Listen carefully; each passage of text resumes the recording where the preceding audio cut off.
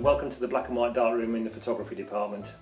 We've got a darkroom here which is some of you might recognise from college, but I'm just going to show you around one or two of the key things so you've got a sense of the space.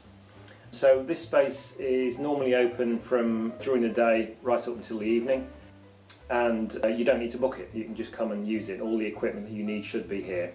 The chemicals are supplied for you. You will need to provide your own photographic paper and obviously film. So I'll just show you the wet area, which is here. So this is where the processing normally takes place. You mix the chemicals up yourself.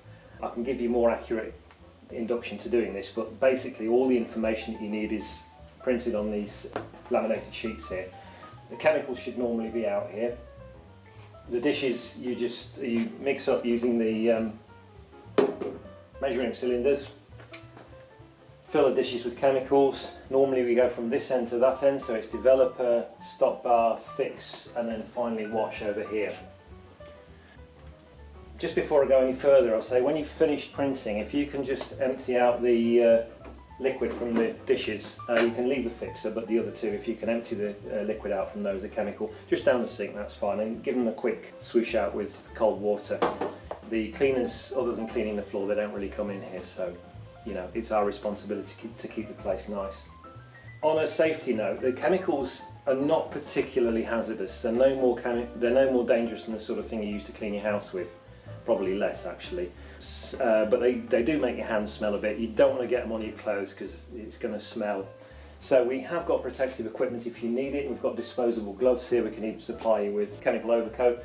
I don't think you'll need that, to be honest with you.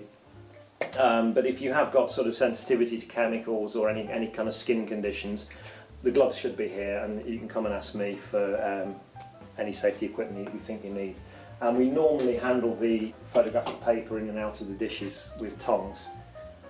Like I say, it makes your hands smell. Okay, so around the edge of the room you might be able to see we've got enlargers. I'll walk around here and show you this one.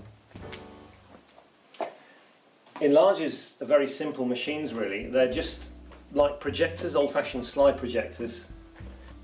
There's a more detailed video I'm going to embed to show you how you set these things up. But essentially you've got a lens at the bottom, which you won't be able to see from there, with a variable aperture. You've got a control on the side which winds the enlarger up and down, and you've got a control on the this bellows thing here, which enables you to focus the image. You switch the enlargers on and off using these timers. They have a switch where you switch them on and the light comes on, and they've also got a run stop button which is to do a timed exposure, and again there's a video with more detail about how you establish what the exposure time is, which we'll embed. The negatives go in the top here, and different enlargers are actually set up to do different size negatives. So this one here is set up to do 6x7 medium format. Many of the other enlargers around the other side are set up to do 35mm. So make sure you choose the right enlarger for whichever size negative that you're doing. Like I say, all the equipment that you need is in here. These are the easels. This is how you set the print size. This is given in more detail on another video. And we've got focus finders here as well, which enables you to make sure your prints are pin sharp before you expose them. Over on this side of the darkroom, we've got more enlargers. We've got a second sink, so if it gets busy in here you can have people working on both sides of this sink unit without getting in each other's way. We've got a drying machine. This is for drying resin coated paper. I won't go into this now, but again, if you're using your own photographic paper, you can come and ask me and I'll tell you if the sort of paper that you've got can go through this machine. Most of them can. So you just switch it on here, feed the paper in the front, and it will come out the other side of the machine in about a minute, and it should be completely dry. We've got down cupboards down here where we store the chemicals. These will normally be kept locked, so again, come and see me if you need anything out of them. The basic chemicals that you need for doing black and white printing will be up on the top of the bench here on one of the sinks. So if you run out of anything, you can come and see me about that. It's very quiet in here today, which is unusual because normally when there's people working in here, we've got a ventilation system which is kind of a bit noisy, but it needs to be. We need to have sort of regular air changes. Again, these chemicals aren't particularly harmful. If you know the vapours, if you inhale them, you shouldn't come to any harm at all. But they do smell a bit, and it can become a little bit sort of muggy in here. So when the ventilation system's running, you'll find that there won't be too much of a residual smell, but it is noisy, so I've switched it off to make this video. We've got a drying rack up here, those sort of drying lines. These are just for drying paper that you can't put through the machine, so like the art photographic paper and stuff like that. We've also got scattered around the place these, which are contact printers. Again, there's a separate video about how to make contact prints, but there's plenty of these knocking about. There's a guillotine over in the corner here for cutting paper. Towels for drying your hands over there and over there. I replenish those, but if anything runs out, let me know and I'll put some more in for you.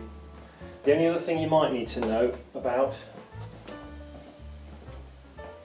those two switches, if you're the first person in to use the darkroom in the morning, you might find that there's no power.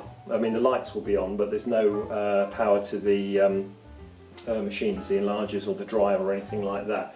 So if you find that's the case, all you need to do, switch these two switches to the 3 o'clock position. You'll hear it go click, click, click, and everything switches on. You're good to go.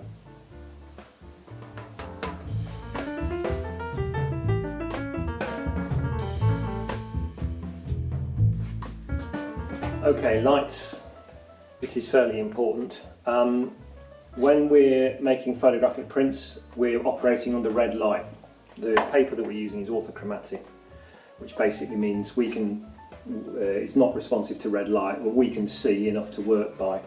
So these red strip lights up here, which are safe for most sorts of paper, you need to switch those on.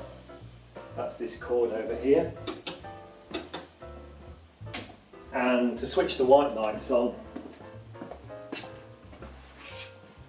in the second booth here, there's a string with a metal ring, and you just pull that, and you can put the lights on and off. Obviously, if there's people working in here, you don't want to do that, because if the light comes on when other people have got photographic paper out, it's going to ruin their work, and you won't be very popular.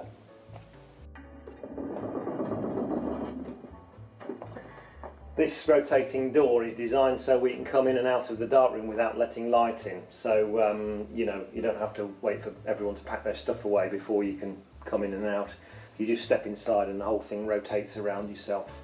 There's another door here which is just for fire escape, so if the alarm goes off, this is the way you'd leave the darkroom. Most of the time this thing remains shut.